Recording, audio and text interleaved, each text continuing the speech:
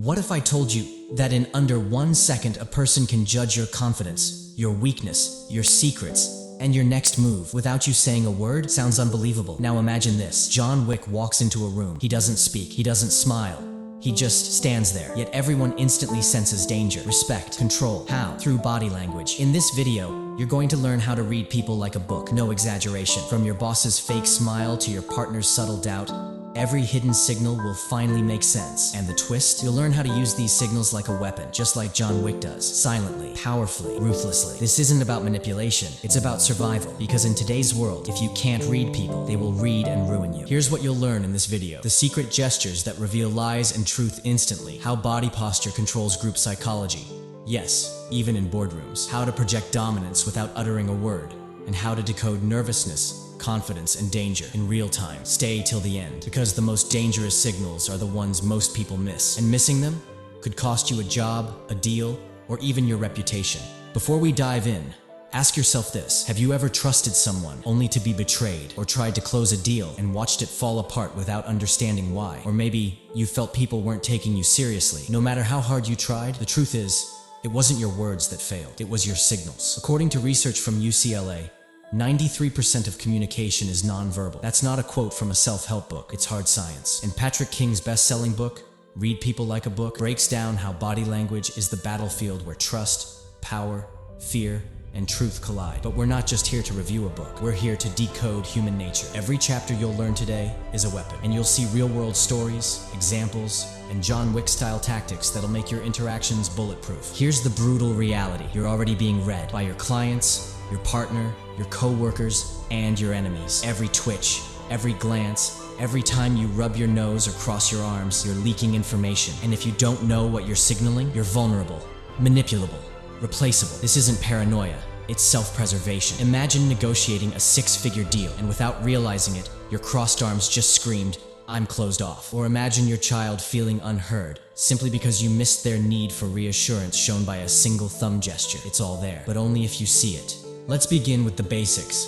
Openness. Open hands, open coat, leaning forward. These are the signs of someone willing to engage. In John Wick, before a fight even begins, opponents shift their stance. Watch closely. The assassin leans slightly forward, arms relaxed but ready. The same applies in real life. Children instinctively show their hands when they're proud and hide them when they're guilty. Adults, we're just better at masking it, but that mask cracks when we're under pressure. People fidget, touch their face, rub their nose. Tiny but powerful signs of suspicion or secrecy. Deborah Bull once said, 80% of what you understand in a conversation is read through the body, not the words. So why are we still listening only with our ears? Let's talk business. Ever seen someone unbutton their coat during a meeting? That's not just getting comfortable. It's a non-verbal signal of agreement. They've dropped their guard. Salespeople who know this can close more deals. Those who don't, lose clients. Same with relationships. Your partner sits on the edge of the chair, leans in, head tilted, they're all in. But suddenly they cross their arms, glance at the door, feet point outward. They're checking out. Not just mentally, emotionally. You can stop the relationship from breaking if you notice this in time. Let's break down defensiveness. Crossed arms aren't just comfortable.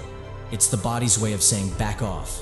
When you ignore that, you escalate tension. Now imagine you're in a team meeting. One person crosses their arms, then another and another. The whole energy shifts. A subtle power dynamic has taken control. But here's the twist. If you drop your arms, lean in, show openness, you can reset the room. This is group psychology warfare, and posture is the battlefield. John Wick never speaks unless necessary. But when he walks into a room, people align themselves based on his posture. Confidence is contagious, but so is fear. You've seen this. Hand on chin, finger on cheek. Someone's evaluating, but blink, and suddenly they're looking at the ceiling, leaning away, body pointed toward the exit. You lost them. It's not what you said. It's that you said too much, too fast, or without connecting emotionally. Darwin observed even animals tilt their heads when interested. Women naturally use this to engage men during conversations. It's powerful, and it's real. If you're speaking and someone straightens their back, checks the clock, or fidgets, you're losing attention. You need to switch gears, fast. Now here's the John Wick moment. Readiness. Hands on hips, leaning forward, sitting on the edge of the chair.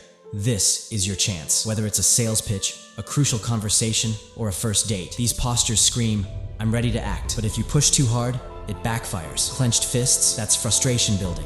If you ignore it, it explodes, emotionally or professionally. Here's your tactical advantage. Match their energy, watch their hands, reassure their doubt, redirect the conversation. This isn't manipulation, it's mastery. Let's talk confidence. The steeple gesture, fingers forming a triangle, is pure power. Bosses do it.